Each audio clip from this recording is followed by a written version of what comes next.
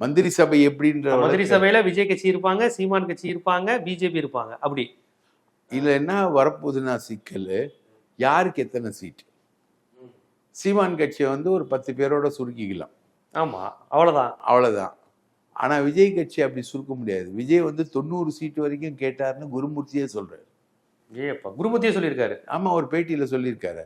90 சீட்டு 2.5 வருஷம் நீ சிஎம், 2.5 வருஷம் நான். அது எடப்பாடி ஒத்துக்கலங்கிற மாதிரி. எடப்பாடி ஒத்துக்கல. இது எடப்பாடி வந்து பிஜேபிக்கு முன்னாடி நடத்தின பேச்சுவார்த்தை. அமித்ஷா இறங்கின அப்புறம் களம் வேற.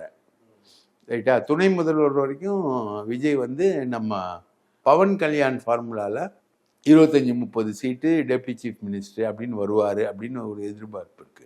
இதெல்லாம் அகாமடேட் பண்ணோம்னா ஏடிஎம்கே தன்னோட சீட்டை குறைச்சிக்கணும். ஏடிஎம்கே ஒரு 150 தொகுதிகளுக்கு குறைவாக நிற்கணும். 150 தொகுதிகளுக்கு ஏடிஎம்கே நிற்கணுன்றதான் ஏடிஎம்கேவுடைய இன்னைக்கு வரைக்கும் இருக்கக்கூடிய பிளான். ரைட்டுங்களா? பிஜேபி ஒரு 30 தொகுதி கொடுத்துடலாம் அப்படின்றது தான். ஆனால் இவங்களெல்லாம் அகாமடேட் பண்ணிங்கன்னா ஏடிஎம்கேவும் தன்னுடைய தொகுதிகளை குறைச்சிக்கணும், பிஜேபியும் தன்னுடைய தொகுதிகளை குறைச்சிக்க வேண்டிய நிர்பந்தம் வரும்.